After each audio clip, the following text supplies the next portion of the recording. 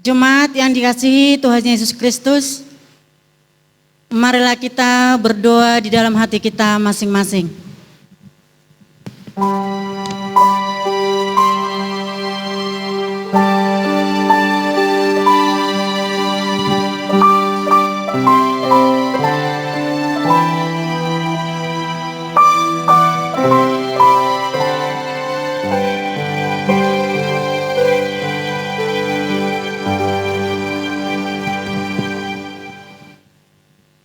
Jemaat Tuhan Yesus yang terkasih, selamat hari Minggu bagi kita semua. Saat ini kita kembali beribadah di Minggu ke-15 sesudah Trinitatis. Marilah kita senantiasa memuji Tuhan kita Allah Tritunggal, yang selalu setia menyertai kehidupan kita, dan juga menyertai gerejanya, sekalipun kita menghadapi beragam kesulitan, tetapi Tuhan selalu menyertai kita di dalam perjalanan hidup ini. Aku hendak bersyukur kepadamu dengan segenap hatiku. Di hadapan para Allah aku akan bermazmur bagimu. Aku hendak sujud ke arah bait-Mu yang kudus dan memuji nama-Mu, oleh karena kasih-Mu dan oleh karena setia-Mu. Melalui ibadah minggu ini, kita diajak untuk memiliki kepedulian terhadap disabilitas. Tuhan tidak meminta kita untuk melakukan hal-hal besar di luar kemampuan kita. Tuhan ingin agar kita memiliki hati yang penuh balas kasihan untuk meringankan beban orang lain. Untuk itu, marilah kita bernyanyi.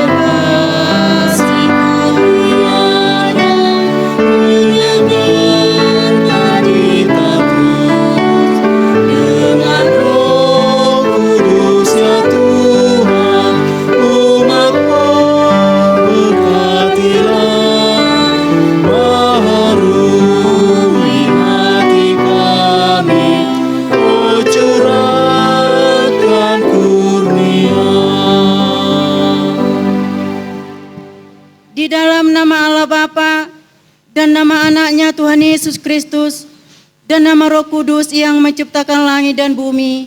Amin. Pujilah segala sesuatu dengan peganglah yang baik. Jauhkanlah dirimu dari segala jenis kejahatan, sehingga hidupmu layak di hadapannya, serta berkenan kepadanya dalam segala hal. Dan kamu memberi buah dalam segala pekerjaan yang baik, dan bertumbuh dalam pengetahuan yang benar tentang Allah. Haleluya.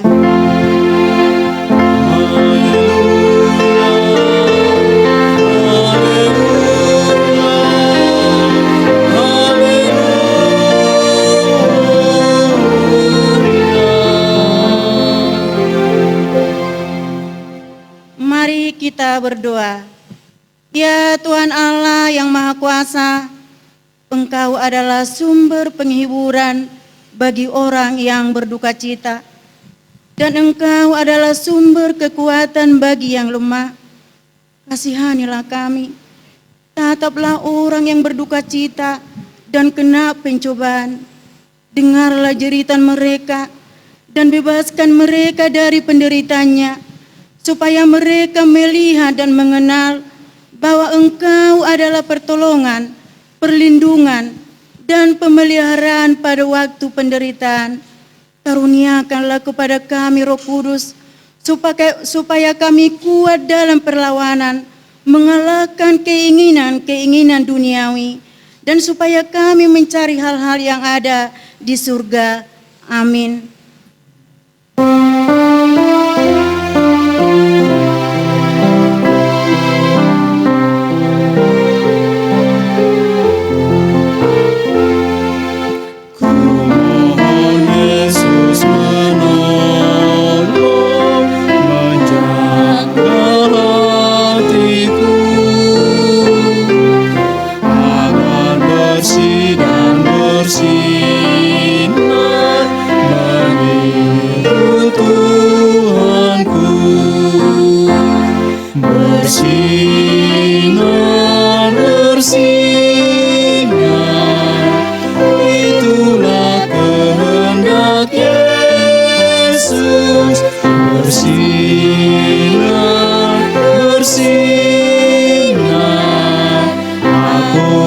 Bersinar terus.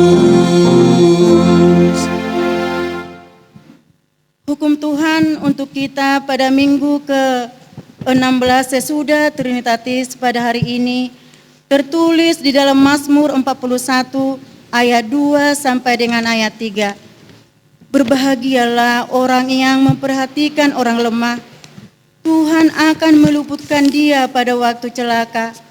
Tuhan akan melindungi dia, memelihara nyawanya, sehingga ia disebut berbahagia di bumi. Engkau takkan membiarkan dia dipermainkan musuhnya. Demikian hukum Tuhan. Marilah kita bersama-sama berdoa memohon kekuatan dari Tuhan kita untuk melakukan yang sesuai dengan perintah-Nya. Ya Tuhan Allah, kuatkanlah kami untuk melakukan sesuai dengan hukum-Mu. Amin.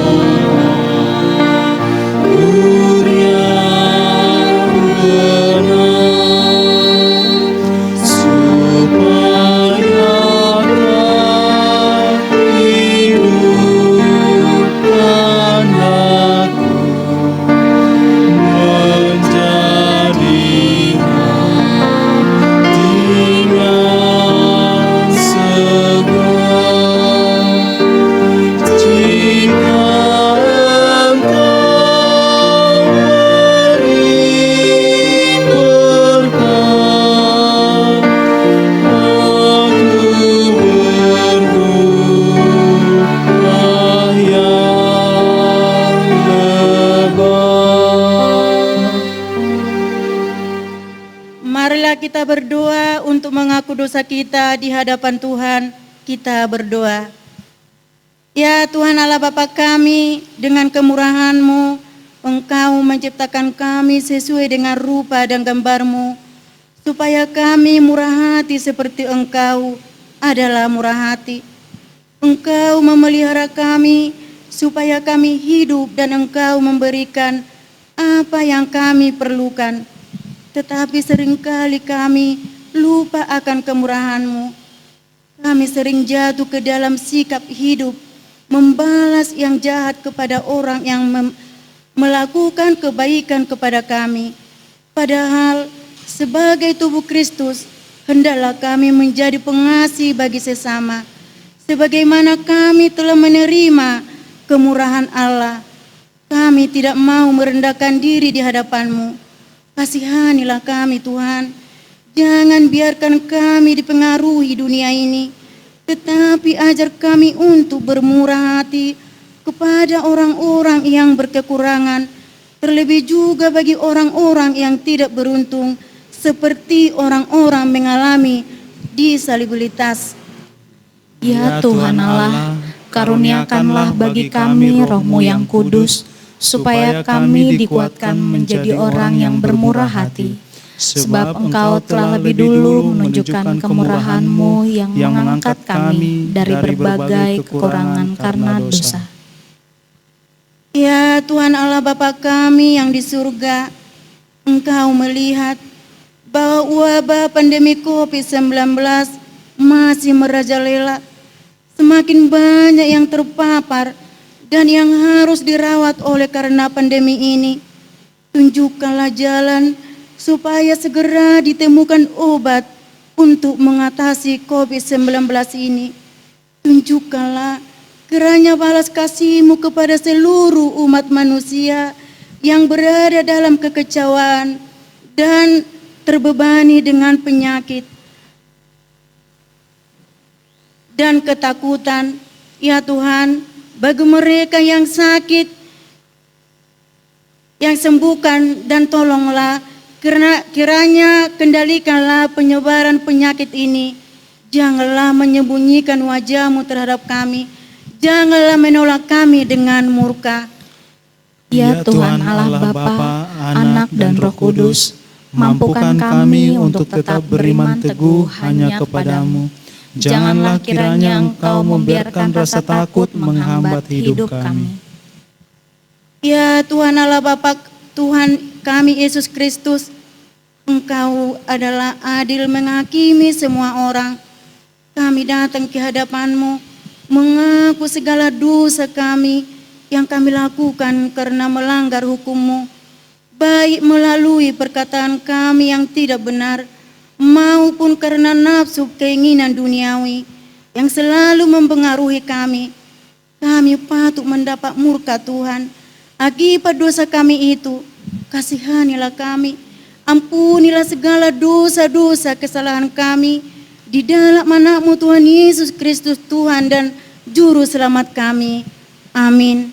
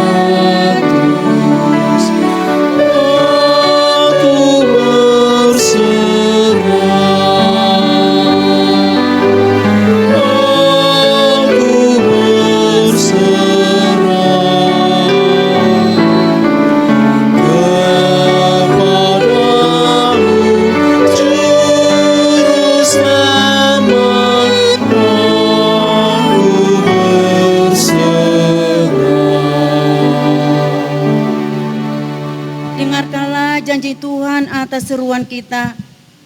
Sebab biarpun gunung-gunung beranjak dan bukit-bukit bergoyang, tetapi kasih setiaku tidak akan beranjak daripadamu, dan perjanjian damaiku tidak akan bergoyah.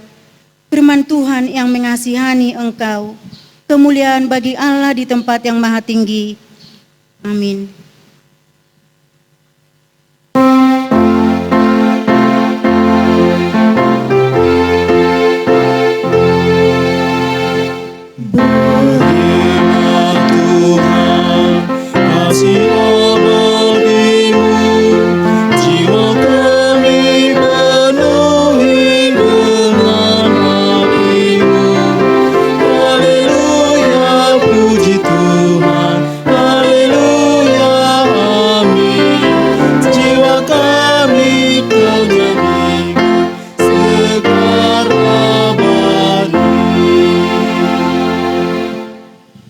Firman Tuhan yang ditetapkan menjadi epistel bagi kita pada minggu ini tertulis di Lukas 14 ayat 12 sampai dengan 14.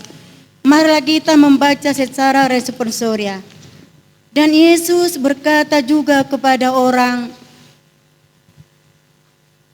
yang mengundang Dia, Apabila engkau mengadakan perjamuan siang atau perjamuan malam, janganlah engkau mengundang sahabat-sahabatmu atau saudara-saudaramu atau kaum keluargamu atau tetangga-tetanggamu yang kaya, karena mereka akan membalasnya dengan mengundang engkau pula, dan dengan demikian engkau mendapat balasannya. Tetapi apabila engkau mengadakan perjamuan, undanglah orang-orang miskin, orang-orang cacat, orang-orang lumpuh, dan orang-orang buta. Dan engkau akan berbahagia karena mereka tidak mempunyai apa-apa untuk membalasnya kepadamu, sebab engkau akan mendapat balasannya pada hari kebangkitan orang-orang benar. Demikian pembacaan firman Tuhan. Berbahagialah orang yang mendengar firman Tuhan serta memeliharanya di dalam hatinya. Amin.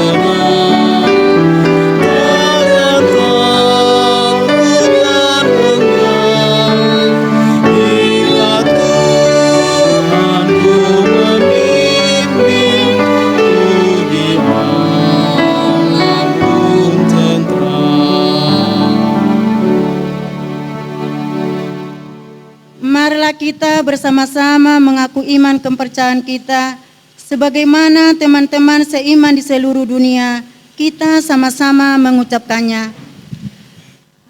Aku percaya kepada Allah, Bapa yang Maha Kuasa, langit-langit dan bumi. Aku percaya kepada Yesus Kristus, anaknya yang tunggal Tuhan kita, yang dikandung daripada Roh Kudus, lahir dari anak darah Maria, yang menderita sengsara di bawah pemerintahan Pontius Pilatus, disalibkan, mati dan dikuburkan, yang turun ke dalam kerajaan maut, pada hari yang ketiga, bangkit pula di antara orang mati, naik ke surga, duduk di sebelah kanan Allah, Bapa yang Maha Kuasa. Dari sana akan datang kelak untuk menghakimi orang yang hidup dan yang mati. Aku percaya kepada Roh Kudus, dan adanya satu gereja yang kudus, persekutuan orang kudus, pengampunan dosa, kebangkitan daging, dan hidup yang kekal. Amin. Mari kita dengarkan Cor Ina Gloria.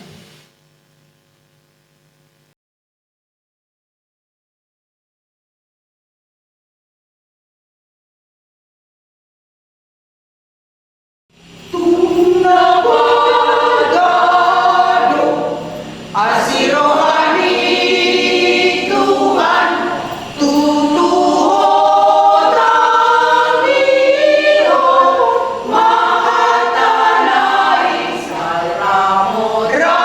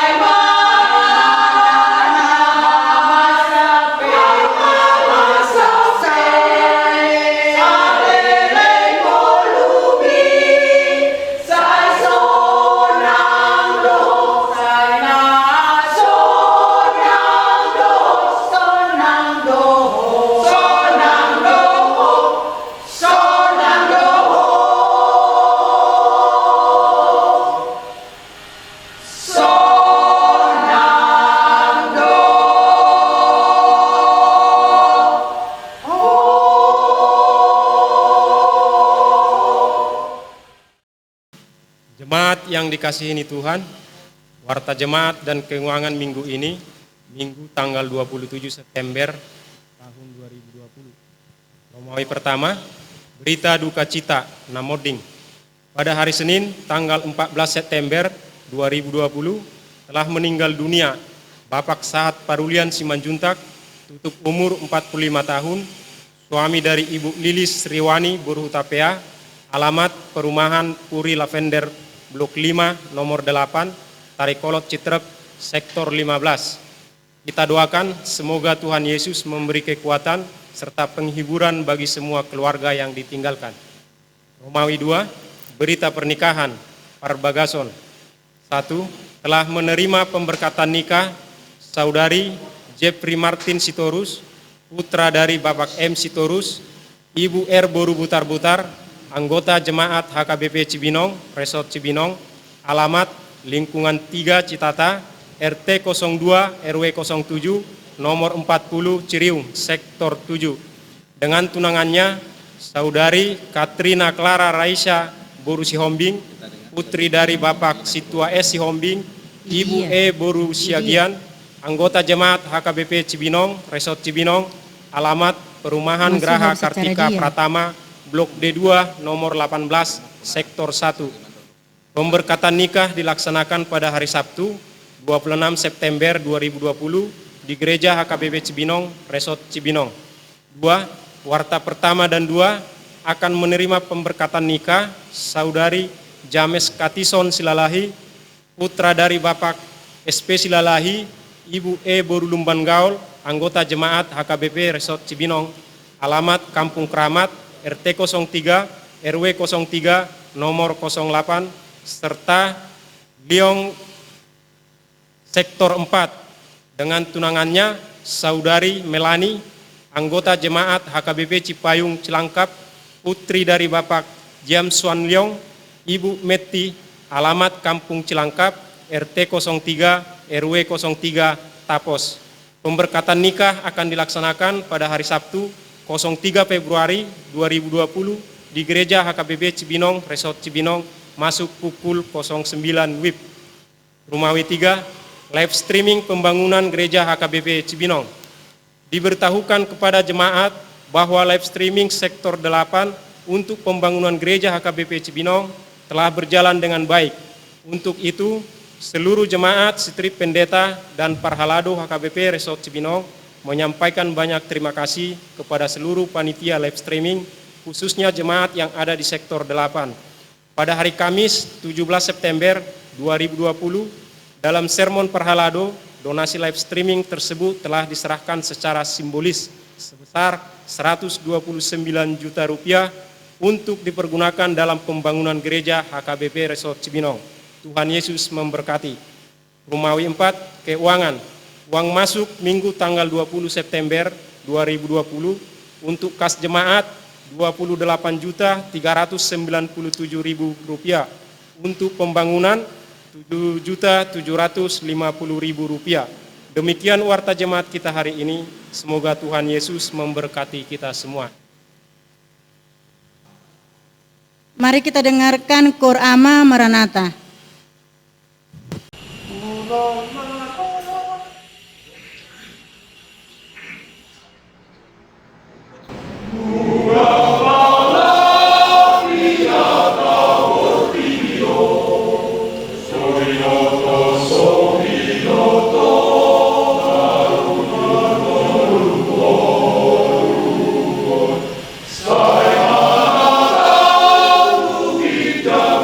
Samuro, Malotong Nama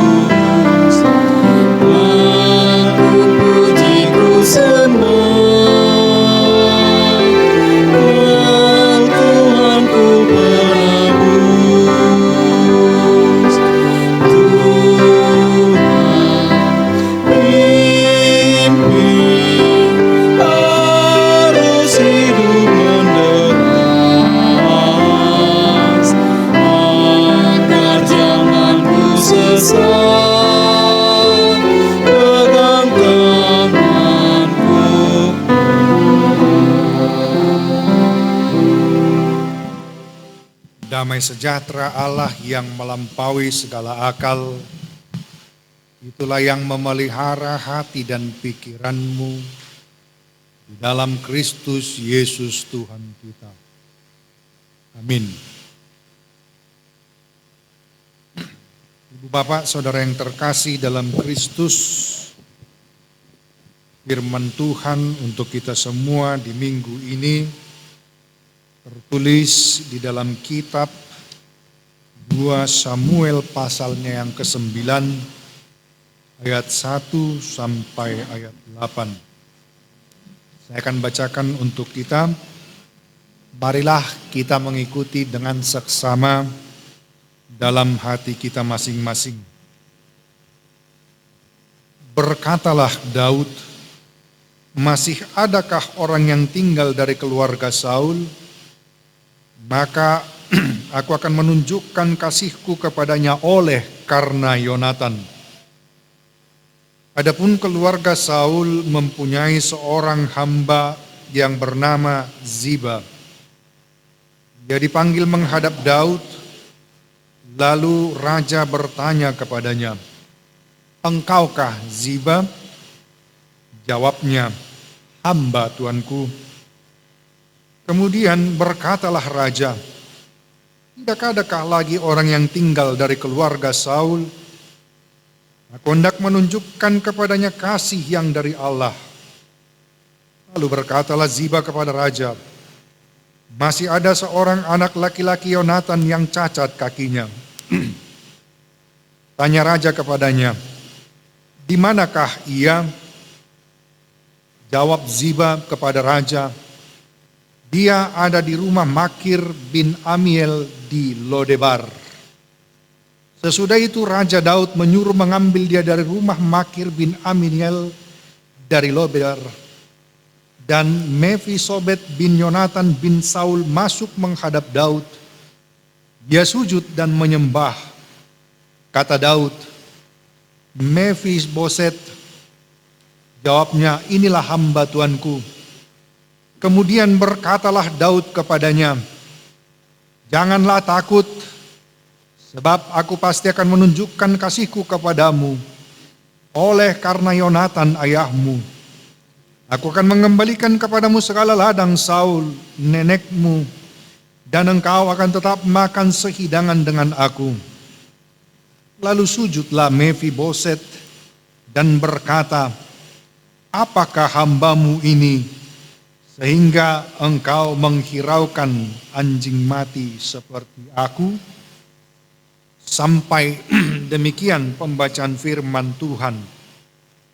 Tema khotbah kita, memulihkan wajah kehidupan. Saudara-saudara yang terkasih dalam Kristus, René Descartes, seorang filsuf asal Perancis di abad ke-17, pernah mengatakan sebuah kalimat yang mengatakan demikian, "Untuk mengetahui kualitas asli seseorang, lihatlah tingkah laku mereka, bukan perkataan mereka. Untuk mengetahui kualitas asli seseorang, lihatlah tingkah lakunya, bukan perkataannya." Mengapa demikian? Karena umumnya dalam kehidupan ini kita menemukan ada begitu banyak orang yang menunjukkan kata-kata dan perbuatan yang saling bertolak belakang. Dia mengajarkan sesuatu hal, tetapi ia melakukan hal-hal yang bertolak belakang dengan apa yang ia ajarkan. Ada juga orang-orang yang memperkenalkan dirinya sebagai orang yang mempunyai sifat ini dan itu, tetapi kenyataannya berbanding terbalik dengan apa yang ia ungkapkan. Ada orang-orang yang berkoar-koar mengatakan ia orang yang berani menempuh risiko, berani berhadapan dengan situasi sulit dan berat. Begitu memukau dan begitu meyakinkan ketika ia berbicara. Tetapi begitu bahaya datang, dia adalah orang pertama yang langsung lari dan tiba-tiba menghilang. Sebab itu, lewat ungkapan tersebut, René Descartes hendak mengatakan kepada kita, kata-kata seseorang harus dihargai melalui komitmen. Kata-kata itu hanya sebatas kata-kata, hanya sebatas pemanis. Untuk mengetahui karakter asli seseorang, lihatlah tingkah lakunya, lihatlah hidupnya, lihatlah kesehariannya. Apa yang dapat kita gali dari teks ini dengan ungkapan René Descartes tadi? Teks ini menggambarkan situasi ketika Daud telah menjadi raja di Israel. Umumnya ketika seorang raja menduduki singgasananya, dia akan menjadi orang yang harus memikirkan cara untuk menyingkirkan para pesaing-pesaingnya. Supaya dalam pemerintahannya ia tidak diganggu oleh orang-orang yang mencoba menggulingkan ia dari kekuasaannya. Keluarga musuh-musuhnya atau orang-orang yang ia anggap sebagai penghalang baginya, dia harus singkirkan supaya ia dapat berkuasa dengan tenang. Tetapi dalam nats ini, dalam teks khotbah kita pada hari ini, Daud melakukan hal yang sebaliknya. Dan inilah entry point bagi kita. Sama seperti Daud, ia menjadi seorang raja. Demikian juga dengan kita dalam kehidupan kita masing-masing. Kita adalah para pemimpin dengan atau tanpa posisi dan jabatan. Kita adalah orang-orang yang diberi tugas untuk memimpin, untuk mengerahkan, untuk menuntun. Kita adalah pemimpin bagi diri kita sendiri. Kita adalah pemimpin dalam skala kecil dan skala besar. Kita adalah orang-orang yang diberi tugas untuk mengadakan perbaikan, perubahan, dan pembaharuan. Daud tidak menyingkirkan Mephiboset yang merupakan cucu Saul, tetapi dia memulihkan kehidupan Mephiboset. Dia mengangkat Mephiboset. Mephiboset digambarkan sebagai seorang yang cacat.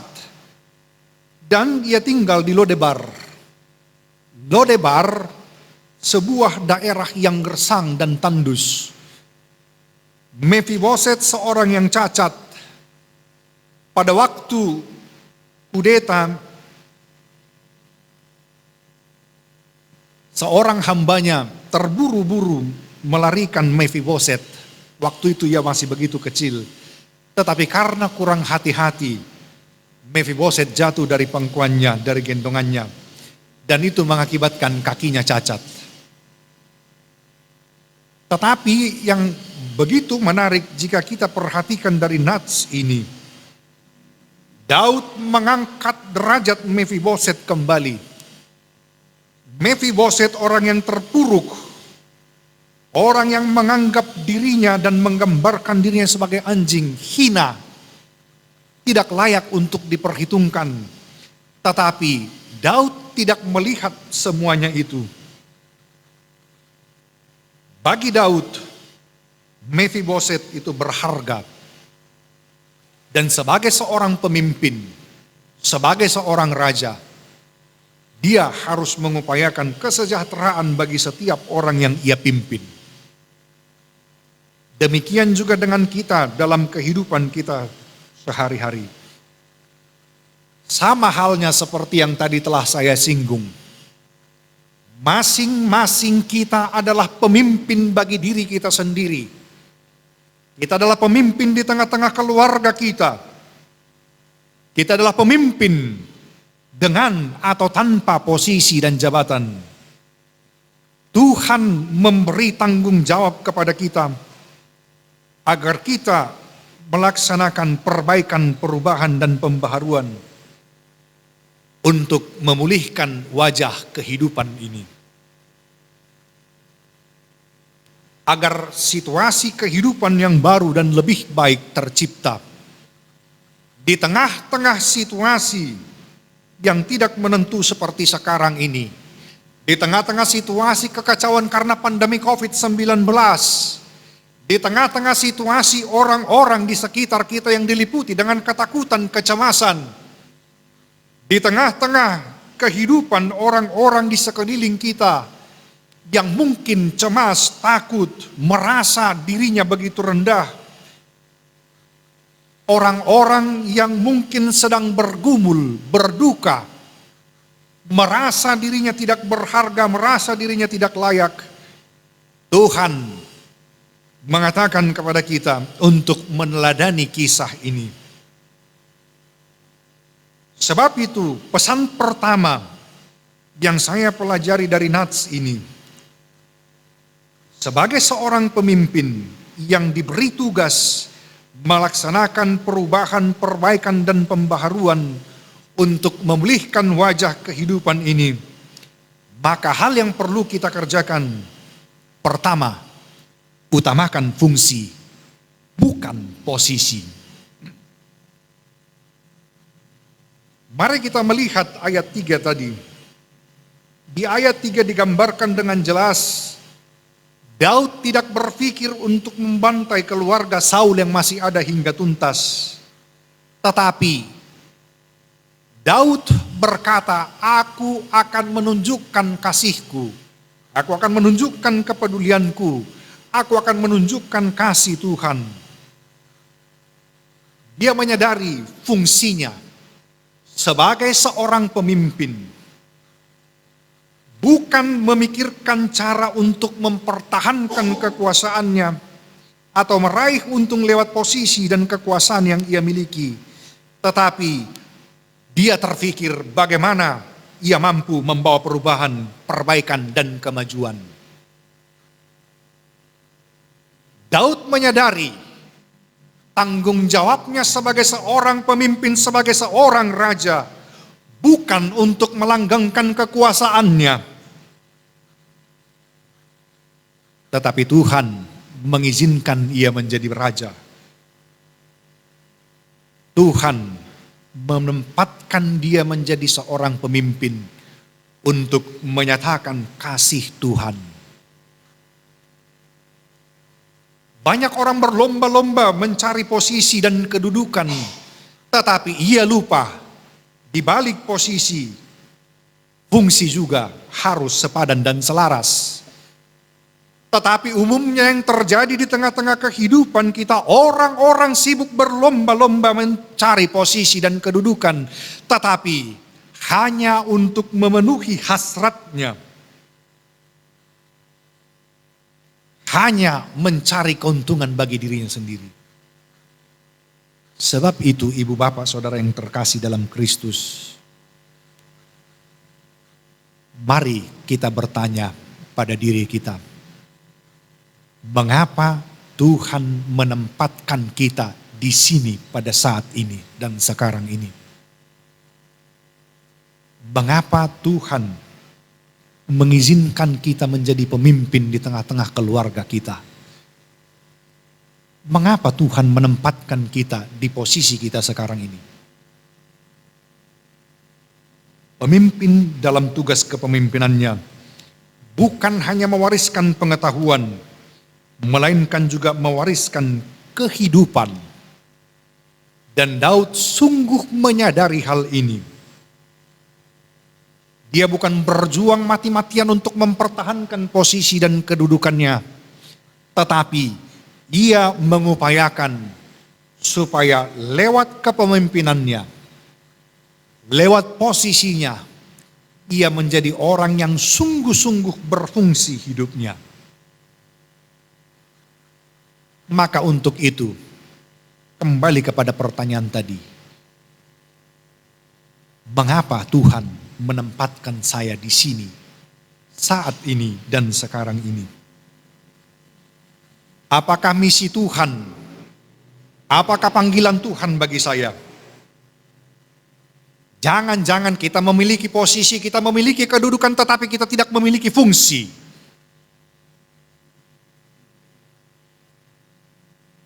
Belajar dari Daud.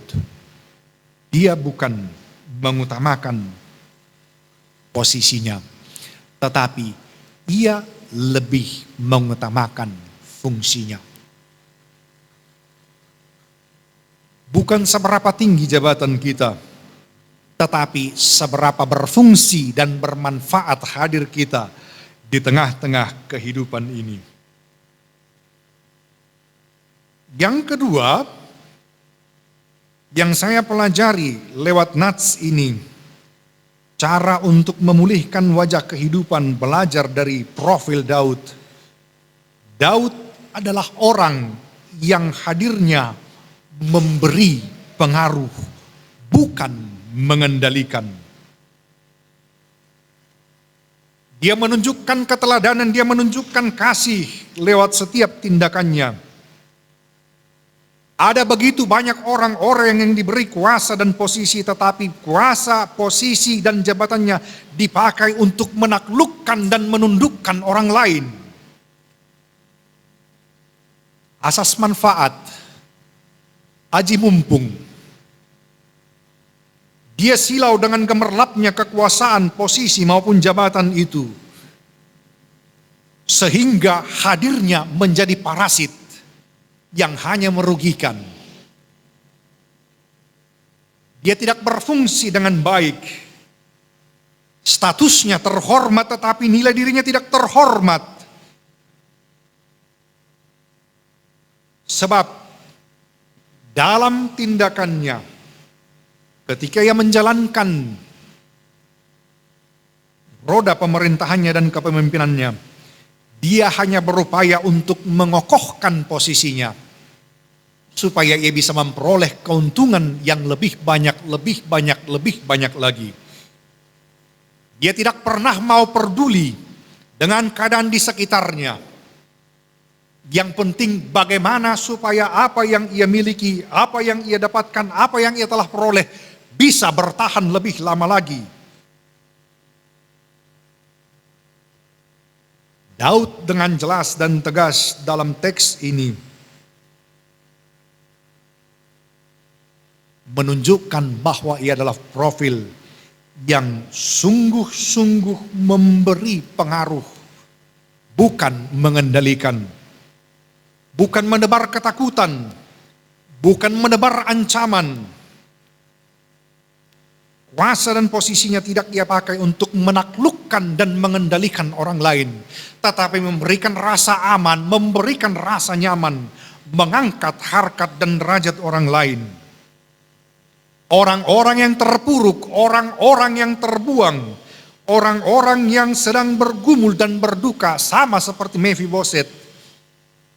Mephiboset menilai dirinya adalah orang yang tidak berharga, tetapi Daud mengangkat derajatnya.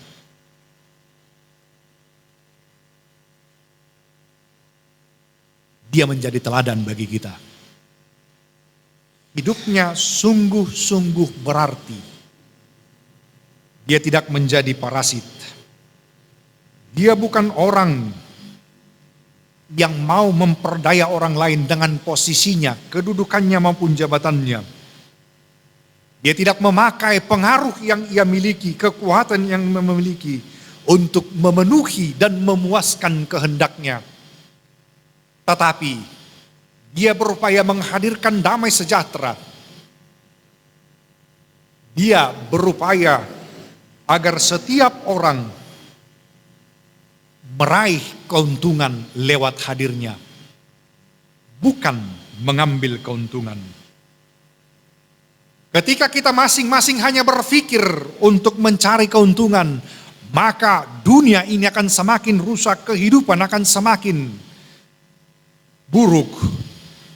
Kita akan menjadi pemangsa bagi sesama kita, dan setiap orang akan kita korbankan demi pemenuhan ambisi kita, demi kepentingan diri kita. Bahkan orang-orang yang kita kasihi pun kita akan korbankan. Semakin tinggi posisinya, maka ia akan menjadikan kepala orang menjadi anak tangga, untuk ia bisa menapaki tangga-tangga kesuksesan berikutnya. Semakin banyak yang ia peroleh, maka semakin banyak kuburan. Daud memberi contoh bagi kita hidup yang sungguh berarti, bukan posisi dan jabatan, tetapi fungsi. Dan yang kedua, hidup yang memberi pengaruh, bukan mengendalikan. Sebagai orang tua, kita harus memberi teladan, memberi pengaruh yang positif, agar anak-anak yang Tuhan titipkan bagi kita sungguh-sungguh merasakan kehadiran kita, sungguh-sungguh menjadi orang tua yang baik, dan ia mengidolakan kita. Siapa sosok yang engkau kagumi? Ayah saya, ibu saya. Siapa sosok yang engkau kagumi di gerejamu? Pendeta saya.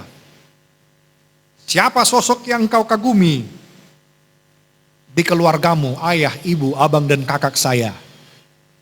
Siapa sosok yang engkau kagumi di sekolah? Kepala sekolah dan guru-guru saya.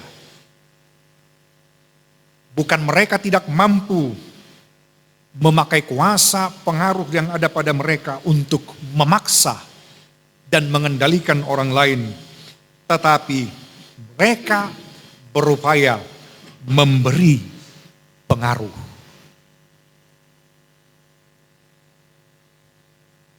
Orang-orang yang hidupnya tidak berpengaruh akan menggunakan kuasa, jabatan, posisi yang ia miliki, mengancam, mengendalikan, memperdaya, dan menakut-nakuti orang lain. Tetapi orang yang mempunyai pengaruh, ia akan didengar, sekalipun mungkin ia tidak memiliki jabatan. Sebab hidupnya memberikan pengaruh. Yang ketiga, untuk memulihkan wajah kehidupan ini, belajar dari Nats ini, kita harus mampu menerima orang lain sebagaimana mereka adanya. Mephiboset tidak dianggap oleh Daud sebagai saingan. Daud tidak takut dengan keberadaan Mephiboset. Jangan-jangan ia nanti akan mengkudeta, atau mungkin ia akan menghimpun kekuatan dan berteori konspirasi untuk menjatuhkan saya dan lain sebagainya. Tetapi Daud menerima dan menghargai Mephiboset apa adanya. Mephiboset merasa dirinya tidak berharga, sebab itu ia menyamakan dirinya seperti anjing. Ia menganggap dirinya begitu hina, tetapi Daud menerima Mephiboset apa adanya. Dan Daud menolong Mephiboset untuk mampu keluar dari pergumulannya dan berubah untuk menjadi lebih baik lagi.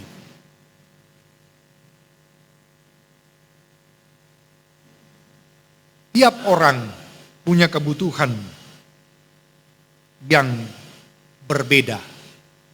Setiap orang itu unik. Kadang-kadang kita berharap agar orang-orang lain itu berbuat dan bertindak seperti yang kita inginkan. Kita tidak akan bisa merubah dunia. Kita hanya bisa merubah diri kita sendiri. Sama seperti doa yang pernah didoakan oleh Sufi Bayasit. Pada waktu muda aku berdoa, Tuhan beri aku kekuatan untuk mengubah dunia ini. Tetapi seiring waktu berjalan, dia tidak bisa mengubah apapun. Dan ia pun mengubah doanya, Tuhan beri aku kemampuan untuk mengubah sekelilingku. Tetapi waktu berjalan terus dan ia semakin tua, ia tidak mampu merubah apapun. Dan ia sadar, sebab itu ia mengubah kembali doanya. Dia berdoa, Tuhan, ajar aku menerima diriku apa adanya dan merubah diriku. Perubahan bukan bagaimana kita mampu mengendalikan orang lain, tetapi perubahan itu pertama sekali berkaitan dengan diri kita. Sehebat apapun kita menjadi mentor, seluas apapun pengaruh yang kita miliki, kita hanya mampu merubah diri kita sendiri. Sebab itu, dalam kehidupan ini kita juga harus mampu menerima orang lain sebagaimana mereka adanya. Terima mereka, hargai mereka. Mungkin mereka memiliki kekurangan, mungkin mereka memiliki keterbatasan. Tetapi Daud menerima Mephiboset apa adanya, dan Daud menolong dia bertumbuh. Daud memulihkan kehidupannya. Dikatakan tadi di ayat 7, kemudian berkatalah Daud kepadanya, janganlah takut, sebab aku pasti akan menunjukkan kasihku kepadamu. Oleh karena Yonatan ayahmu, aku akan mengembalikan kepadamu segala ladang Saul, nenekmu, dan engkau akan tetap makan sehidangan dengan aku. Mephiboset menganggap dirinya tidak berharga, tetapi Daud menjamunya untuk makan bersama dengan dirinya. Tidak ada jarak, tidak ada batas, tidak ada sekat, sebab ia menilai dia juga berharga. Daud lebih memilih untuk dikuasai kasih Allah ketimbang memanfaatkan situasi. Mephiboset diberi kehormatan untuk dapat makan sehidangan dengan Daud sebagai salah seorang anak raja. Statusnya kembali dipulihkan. Harkatnya, derajatnya diangkat. Daud membuatnya merasa diterima dan memberinya rasa aman yang lama ia telah rindukan. Dan yang keempat, terakhir, jika kita kembali sejenak ke nats epistel kita tadi, dikatakan tadi, jika engkau mengadakan perjamuan, undanglah orang-orang miskin, orang-orang buta, orang-orang yang kemalangan. Apa artinya? Kita dipanggil untuk menjadi berkat, bukan menjadi hebat. Kita dipanggil untuk menjadi berkat, bukan menjadi hebat. Koneksi, pengaruh, harta, keglamoran dan sebagainya yang kita miliki, itu tidak ada artinya jika kita tidak menjadi saluran berkat bagi orang lain. Dan inilah panggilan kita di tengah-tengah dunia masa kini yang lebih memikirkan dirinya sendiri. Kita terpanggil untuk memiliki hidup yang berguna bagi orang lain. Untuk apa kita memiliki koneksi, punya banyak pertemanan orang-orang hebat, tetapi orang-orang di sekeliling kita tidak memperoleh makna dan dampak dengan semuanya itu. Tetapi sekalipun kita tidak memiliki segala sesuatu itu, posisi, jabatan, harta, kekayaan, popularitas, tetapi kita dipanggil untuk menjadi berkat, bukan menjadi hebat. Terutama di tengah-tengah situasi saat ini, di tengah derasnya arus informasi teknologi, orang-orang berlomba-lomba menunjukkan bahwa dia yang paling hebat. Di tengah-tengah situasi pandemi sekarang ini, banyak orang yang terdorong untuk menunjukkan bahwa dia yang paling hebat, dia yang paling utama, dan dia yang harus didengarkan. Padahal sesungguhnya sama seperti yang Yesus utarakan di nats epistel tadi. Bagaimana agar kita menjadi berkat, bukan menjadi hebat. Bagaimana agar kita memiliki hidup yang berguna bagi orang lain. Bagaimana agar kita menjadi super team, bukan menjadi superman. Bagaimana supaya kita hadir mampu memberikan pengharapan baru. Bagaimana kita memiliki kepekaan, kepedulian terhadap sekitar kita. Ketika kita menjumpai orang-orang yang dipenuhi dengan kemuraman, kesuraman atau seraut wajah kesedihan, kehidupannya memprihatinkan, kita mau turun tangan. Kita mau berbuat sesuatu. Dan bukan lewat hal-hal besar. Lewat hal-hal kecil dan sederhana, kita harus mampu menjadi berkat juga. Tidak perlu menjadi seorang raja sama seperti Daud. Lewat kehadiran kita, orang lain hendaknya merasakan kasih Tuhan. Lewat kehadiran kita, lewat posisi kita, lewat kedudukan kita, lewat pengaruh kita, apakah sebagai orang tua, apakah di lingkungan pekerjaan dan sebagainya, kita menjadi berkat. Ada perasaan yang berbeda ketika kita hadir. Orang merasa nyaman. Hidup kita menjadi teladan, hidup kita membawa pengaruh.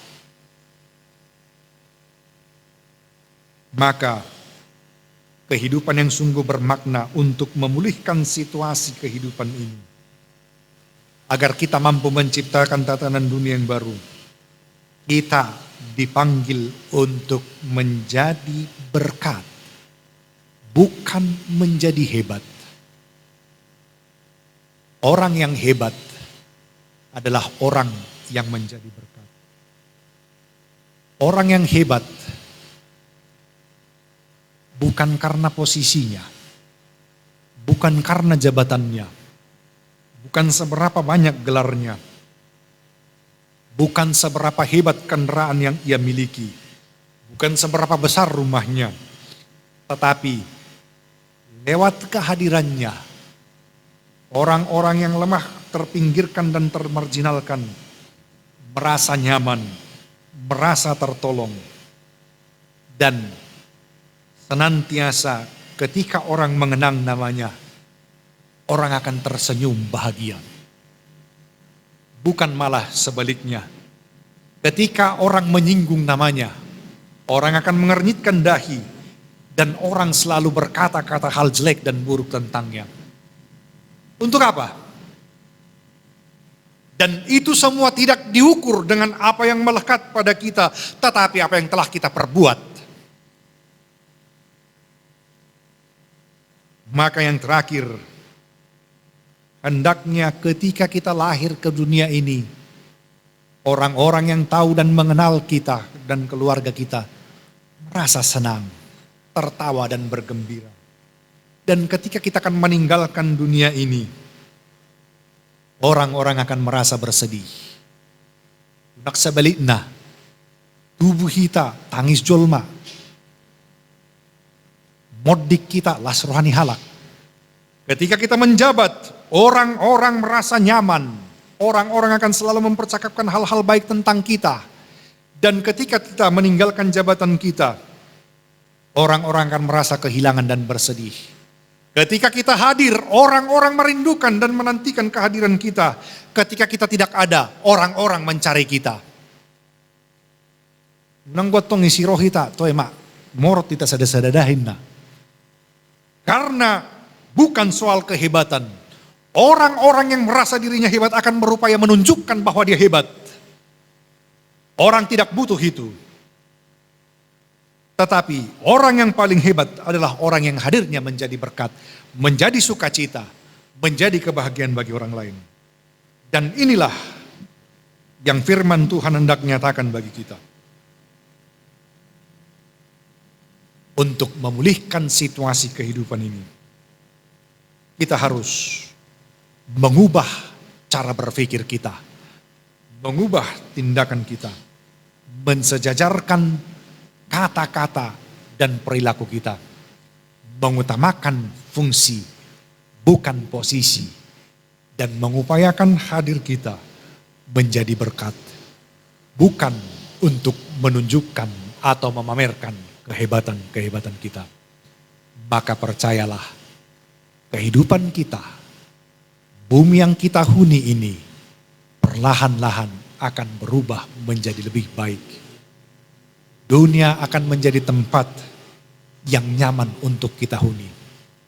Dan kita tidak lagi menjadi serigala bagi sesama kita.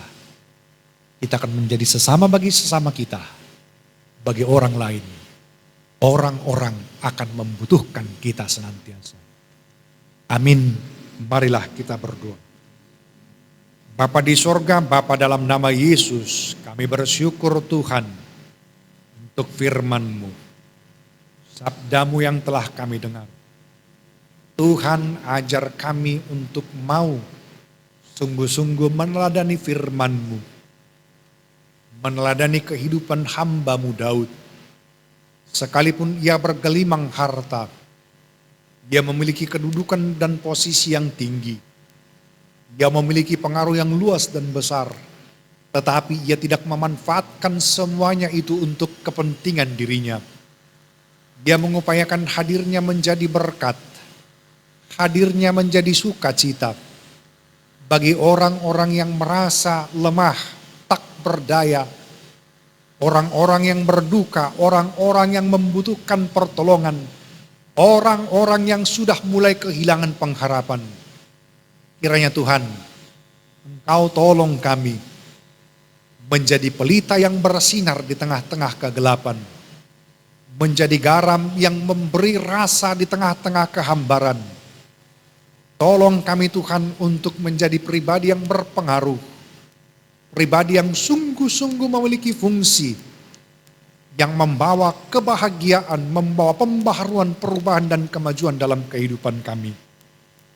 Tolong kami Tuhan agar tidak hanya sibuk memikirkan diri kami, sibuk memikirkan keuntungan kami, tetapi agar kami mau merubah pola pikir kami, bahwa hidup yang berharga adalah hidup yang memberi keuntungan, bukan mengambil keuntungan.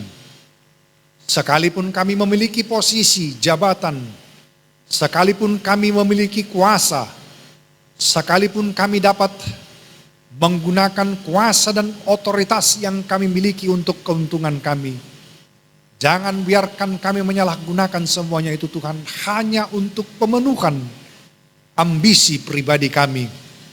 Tetapi biarlah lewat semuanya itu kami menjadi berkat, kami menghadirkan sukacita, kami menghadirkan damai sejahtera, agar setiap orang semakin mengenal-Mu Tuhan, lewat karya kami, lewat hidup kami, lewat pekerjaan kami, agar nama-Mu semakin dipermuliakan, dan kami saling bergandengan tangan, mengupayakan tatanan kehidupan yang baru, yang jauh lebih baik. Engkau memanggil kami menjadi berkat di tengah-tengah dunia yang sedang porak-poranda, karena masing-masing orang mementingkan dirinya sendiri. Ajar kami Tuhan, tolong kami, tuntun kami dengan kuasa Roh Kudus-Mu, agar kami dapat melakukan semuanya itu. Kami yakin dan percaya, sekalipun itu begitu berat dan susah untuk menanggalkan egoisme kami, untuk menanggalkan keakuan kami, tetapi tidak ada yang sia-sia jika kami bersama dengan Tuhan. Sebab itu ya Bapa, kami mau serahkan seluruh kehidupan kami, agar Engkau bentuk, Engkau pakai sesuai dan seturut dengan kehendak-Mu. Dalam nama Yesus Kristus, anak-Mu yang tunggal, kami telah berdoa dan mengucap syukur. Terima dan sempurnakan doa kami, Tuhan. Amin. Kita mengumpulkan persembahan kita sambil bernyanyi dari Kidung Jemaat nomor 432, dimulai dari ayatnya yang pertama.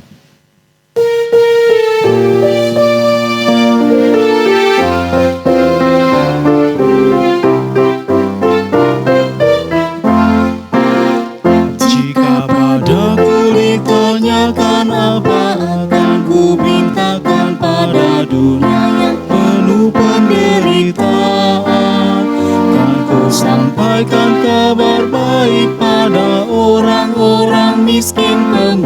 bebaskan bagi orang yang ditawan, yang buta dapat penglihatan, yang tertindas dibebaskan. Sungguh tahun rahmat Tuhan sudah tiba, kerajaan Allah penuh kurnia, itu berita bagi isi dunia.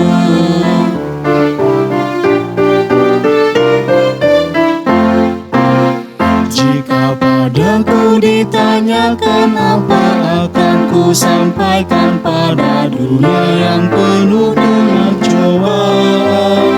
Aku bersaksi dengan kata tapi juga dengan karya, menyampaikan kasih Allah yang sejati. Telah tersedia bagi kita pengampunan dan anugerah, keselamatan dalam Kristus putranya. Kerajaan Allah penuh kurnia, itu berita bagi isi dunia. Marilah kita berdoa untuk menyerahkan persembahan kita kepada Tuhan. Ya Allah Bapa kami yang di surga, kami mengaku bahwa Tuhan adalah sumber dari segala karunia yang melimpah dalam kehidupan kami masing-masing. Sebahagian daripada karunia itu kami serahkan kembali sebagai persembahan kepada Tuhan. Terimalah dan berkatilah persembahan umat-Mu ini, agar dapat kami pergunakan untuk pekerjaan dan pelayanan kerajaan Tuhan di dunia ini. Bukalah hati kami untuk mengenal betapa banyak berkat dan karunia yang kami peroleh dari Tuhan, supaya kami senantiasa bersyukur kepadamu. Di dalam nama Yesus Kristus Tuhan kami. Amin. Tuhan karuniamu, roh dan jiwaku semua, nyawa juga hidupku, harta milikku semua, ku serahkan padamu untuk selama-lamanya. Bapa kami yang di surga, dikuduskanlah namamu, datanglah kerajaanmu, jadilah kehendak-Mu di bumi seperti di surga. Berikanlah kami pada hari ini makanan kami yang secukupnya, dan ampunilah kami akan kesalahan kami, seperti kami juga telah mengampuni orang yang bersalah kepada kami. Dan janganlah membawa kami ke dalam pencobaan, tetapi lepaskanlah kami daripada yang jahat.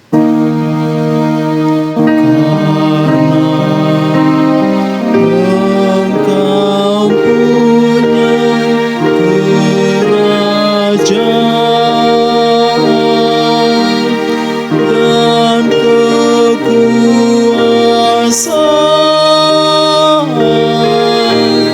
dan kemuliaan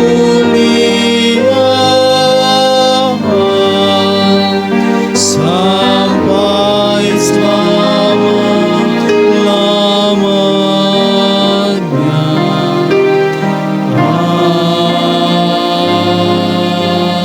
Amin.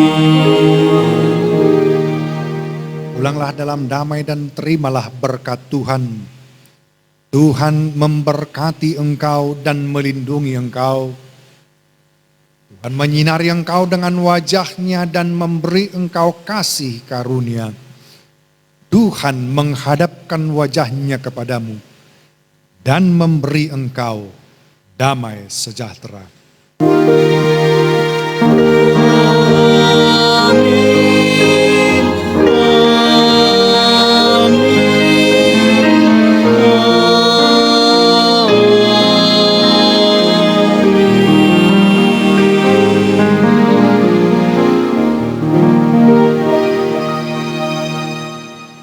Selamat hari Minggu bagi kita semua.